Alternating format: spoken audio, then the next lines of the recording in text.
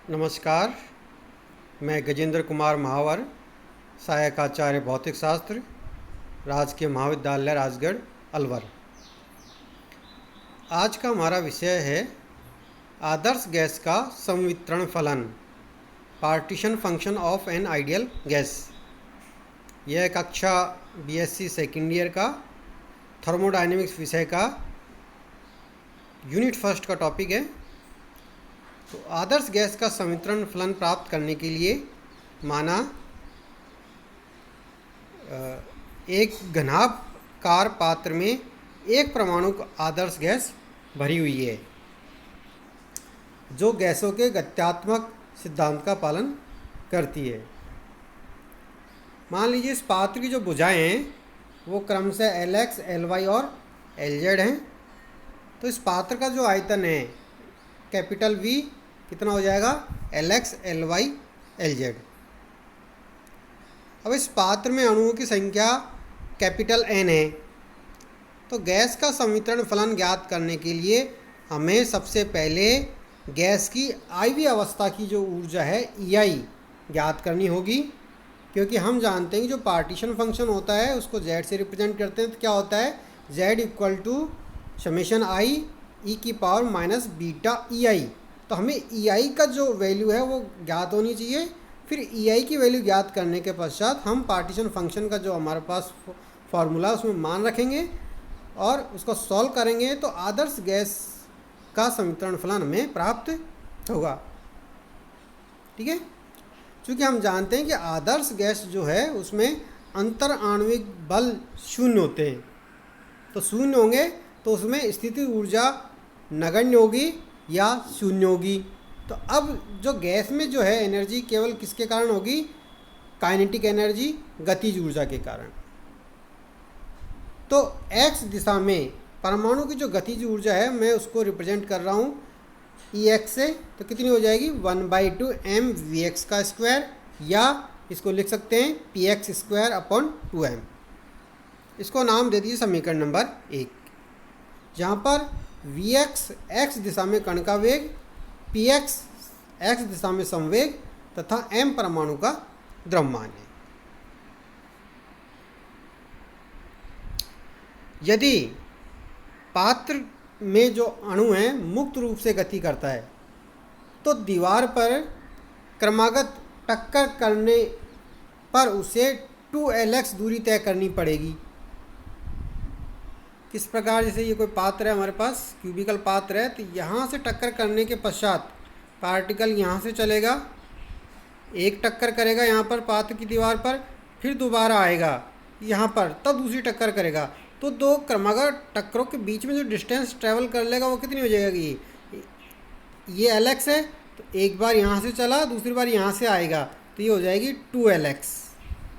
ठीक है, तो दो क्रमागत टक्कर में उसको 2Lx दूरी तय करनी पड़ती है। हम जानते हैं कि क्वांटम मैकेनिक्स के डी ब्रॉगली सिद्धांत से प्रत्येक अणु के साथ एक तरंग संबद्ध होती है। क्योंकि पात्र बंद है इसलिए उसमें अप्रगामी तरंगों का निर्माण होगा। तो क्वांटम मैकेनिक्स के प्रतिबंध से हम क्या लिख सकते हैं, px.2Lx = nxh। ठीक है, क्या होता है क्वांटम मैकेनिक्स के साथ mvr = nh। तो उसी का इस्तेमाल करके हमने यहाँ पर ये लिखा है। तो देखो जहाँ पर nx जो है वो एक पूर्णांक है, इंटीजर है, और h जो है प्लांक कांस्टेंट है। तो समीकरण 2 से देखिए px का मान कितना हो जाएगा, px = nxh/2Lx। px का मान आ गया तो हम जो ऊर्जा है गतिज ऊर्जा उसका मान कैलकुलेट कर सकते हैं। कितना हो जाएगा, Ex = 1/2m इंटू px का मान रख दीजिए nxh/2Lx का होल स्क्वायर। सॉल्व कर लीजिए, कितना आ जाएगा, nx²h²/8mLx²। तो जो Ex का मान है वो इतना प्राप्त होगा। अब मैं इस मान को h× की फॉर्म में लिखना चाहता हूँ, क्योंकि h× जो होता है h/2π होता है। तो इसमें मान रखेंगे तो Ex की जो वैल्यू है वो h× की फॉर्म में आ जाएगी। तो क्या करना पड़ेगा, इस समीकरण में h की वैल्यू क्या रखेंगे, h क्रॉस इंटू 2 पाई। ठीक है, तो मान रखेंगे तो ex की वैल्यू आ जाएगी nx square h cross square pi square upon 2m lx square. इसको नाम दिए समीकरण नंबर 3। ये जो वैल्यू कैलकुलेट की है वो हमने x डायरेक्शन में कैलकुलेट की है। तो इसी प्रकार आप y डायरेक्शन में, z डायरेक्शन में ऊर्जा के घटक ज्ञात कर सकते हैं। तो देखिए सिमिलरली इसी प्रकार हम घटकों के मान लिख सकते हैं। EY क्या हो जाएगा, पाई square h cross square upon 2m dot ny square upon ly square. EZ का मान कितना हो जाएगा, पाई square h cross square upon 2m dot nz square upon lz square, जहाँ पर ny स्क्वायर और nz जो हैं क्या है, इंटीजर हैं। ठीक है, ny और nz यहाँ भी क्या है, इंटीजर हैं। इनको नाम दे दिए समीकरण नंबर 4 और समीकरण नंबर 5।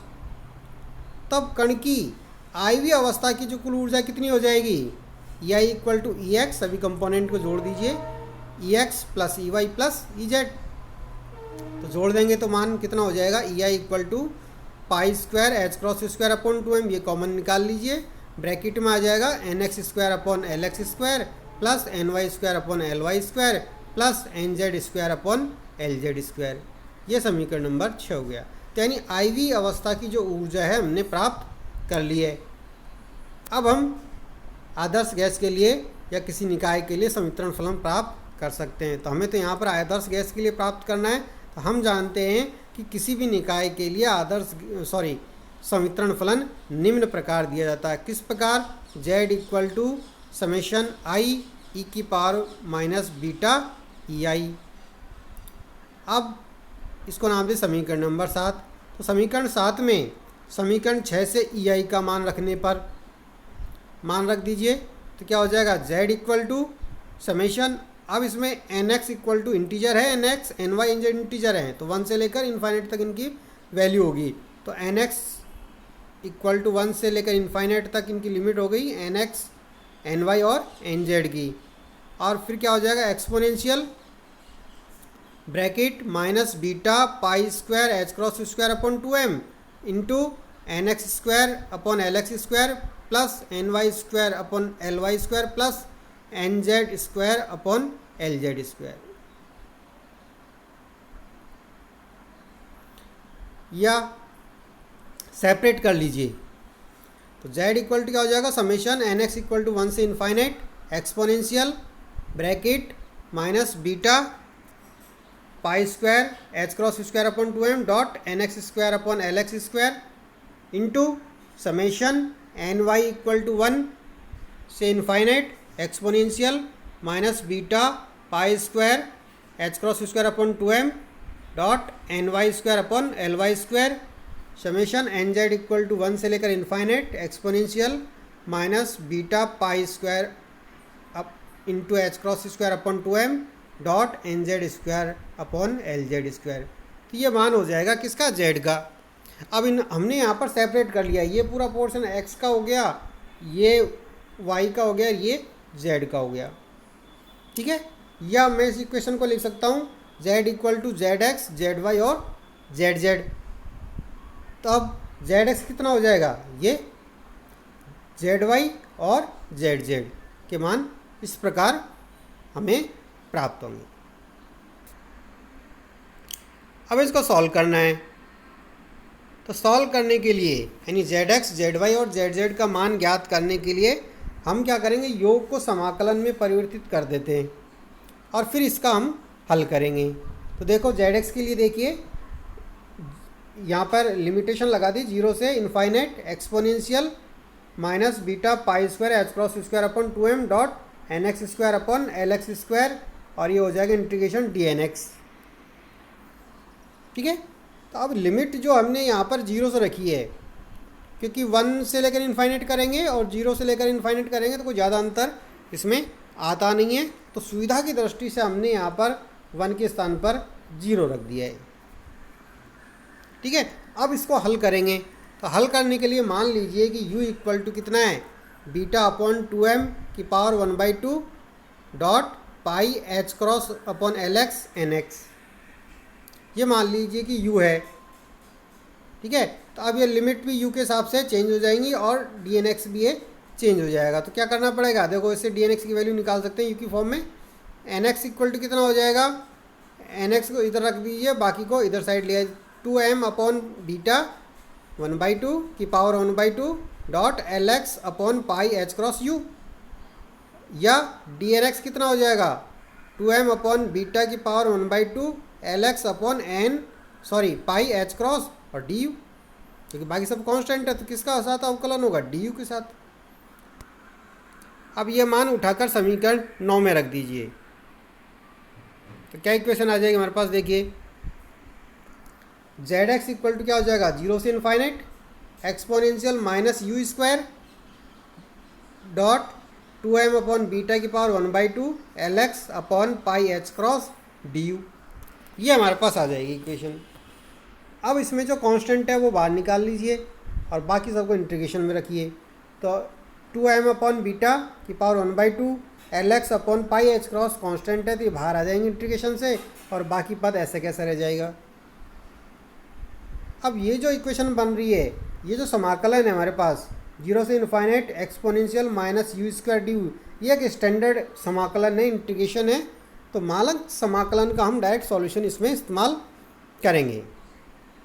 तो देखिए हम जानते हैं कि जो मानक समाकलन है 0 से infinite exponential minus u square d equal to होता है √π/2। वो मान उठाकर समीकरण नंबर 10 में रख दीजिए। तो zx कितना हो जाएगा, 2m अपॉन बीटा की power 1/2 LX upon pi H cross into √π/2। इसको हल कर लीजिए। तो हल करेंगे तो हमारे पास सॉल्यूशन आ जाएगा m अपॉन 2π बीटा की power 1/2 LX upon H cross. Solve कर सकते हैं, इजी है, कोई दिक्कत नहीं है। इसी प्रकार हम zx की वैल्यू निकाल ली, इसी प्रकार हमें zy और zz की वैल्यू निकालनी है।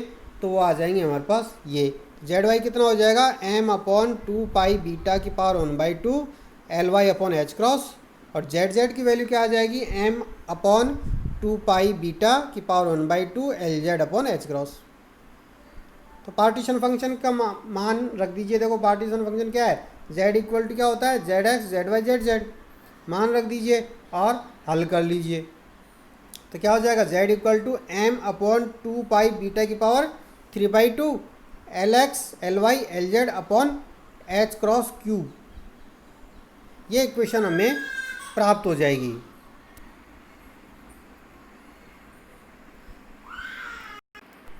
ठीक है, चूंकि हम जानते हैं कि v इक्वल टू क्या होता है, v इक्वल टू होता है LX ly lz। तो LX ly lz के स्थान पर क्या रख देंगे, v। पार्टीशन जो फंक्शन है वो z हमारे पास किस प्रकार आ जाएगा, ये z equal to v bracket m upon 2π beta H cross square की पावर 3/2। तो ये जो इक्वेशन 12 है वो रिप्रेजेंट करता है आदर्श गैस के लिए संवितरण फलन को। तो ये डायरेक्ट वैल्यू याद रखनी है, क्योंकि कुछ न्यूमेरिकल प्रॉब्लम में हम इसका डायरेक्ट इस्तेमाल करेंगे। अब इसके पश्चात देखिए, आदर्श गैस की माध्य ऊर्जा, mean energy of an ideal gas. तो इसके लिए हम जानते हैं कि गैस के एक अणु की जो माध्य ऊर्जा होती है वो इतनी होती है, E bar equal to k T square del upon del T log base e Z. अब इसमें z का मान रख दीजिए, क्योंकि हमने आइडियल गैस के लिए पार्टीशन फंक्शन z का मान कैलकुलेट कर लिया है। तो इसमें z का मान रख दीजिए और बीटा इक्वल टू 1/kt मान इसके अंदर रख दीजिए। तो ई बार कितना हो जाएगा, K T square del upon del T bracket log e मजला bracket M K T upon 2π H cross square की पावर 3/2 v मजला ब्रैकेट बंद कर दीजिए, बड़ा ब्रैकेट बंद कर दीजिए। अब इसको हल करने के लिए मैंने क्या किया है, इसको 3 भागों में, जो लॉग के बीच में जो राशि है उसको मैंने 3 भागों में ब्रेक कर लिया है। इस प्रकार ब्रेक कर लीजिए और इसका t के सापेक्ष अवकलन कर दीजिए। तो हमारे पास जो राशि प्राप्त हो जाएगी, के टी स्क्वायर इसका करेंगे तो log बेस ई वी, इसका हो जाएगा 0, कांस्टेंट है, और ये जो राशि है ये भी कांस्टेंट है तो इसका 0 हो जाएगा, इसका होगा सिर्फ। ठीक है, तो कितना हो जाएगा 3/2, और इसका करेंगे तो log t का 1/t, तो क्या हो जाएगा KT² into 3/2 into 1/t। Solve कर लीजिए तो E जो माध्य एनर्जी हमारे पास आ जाएगी 3/2 KT।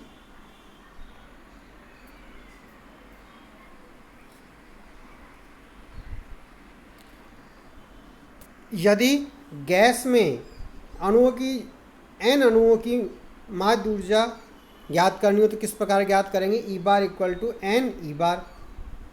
ठीक है, ये तो एक अणु की है, तो n अणु होंगे तो ये n से मल्टीप्लाई कर दीजिए, तो क्या हो जाएगा 3/2 NKT। अब इस यहाँ से देखिए इस इक्वेशन से कि ये जो है माध्य ऊर्जा पात्रीय विमाओं पर निर्भर नहीं कर रही है, LX LY LZ पर डिपेंड नहीं कर रही है, केवल गैस के परमताप T पर डिपेंड कर रही है। ठीक है, अब देखिए आदर्श गैस का माध्य दाब, mean pressure of an ideal gas. तो हम जानते हैं कि जो गैस है उसका माध्य दाब हम संवितरण फलन के रूप में निम्न प्रकार लिखते हैं। कैसे, P की bar equal to KT del upon del V ब्रैकेट log base e Z at T। ठीक है, तो अब देखो यदि x दिशा में माध्य दाब कितना हो, Px हो, तो Px कितना हो जाएगा, Px बार कितना हो जाएगा KT अपॉन, अब इसमें क्या है डेल अपॉन डेल V।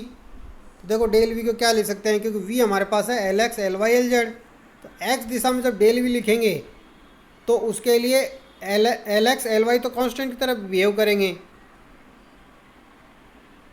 ठीक है, तो अब क्या हो जाएगा del V equal to LY LZ तो बाहर आ गया और डेल LX हो जाएगा। ठीक है, तो यहाँ डेल अपॉन डेल V के स्थान पर क्या लिखना पड़ेगा, तो यहाँ पर LX आ जाएगा, LY LZ इधर आ जाएंगे, और log बेस ई जेड और ये एट T। या Px बार कितना हो जाएगा KT, इसका LX के सापेक्ष करेंगे तो कितना हो जाएगा 1/z और फिर del Z upon del LX at T। तो ये इक्वेशन आ जाएगी हमारे पास Px की।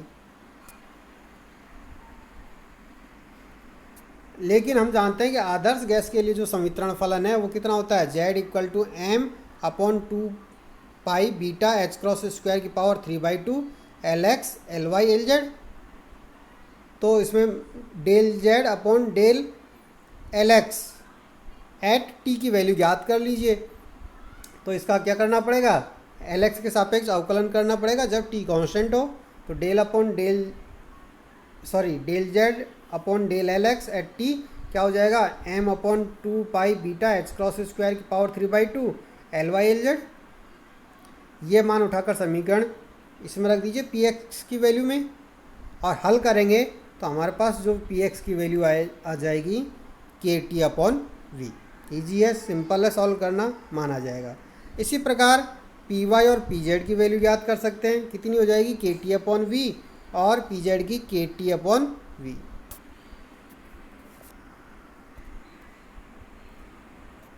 अतः प्रति अणु माध्य दाब कितना हो जाएगा, P बार इक्वल टू क्या हो जाएगा Px बार प्लस Py बार प्लस Pz बार अपॉन 3, कितना आ जाएगा KT अपॉन V।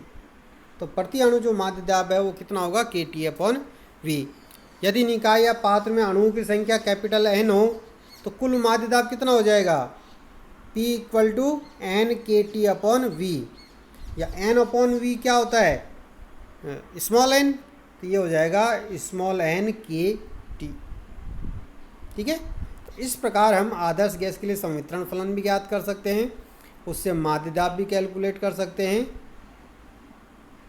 और माध्य ऊर्जा भी ज्ञात कर सकते हैं। धन्यवाद।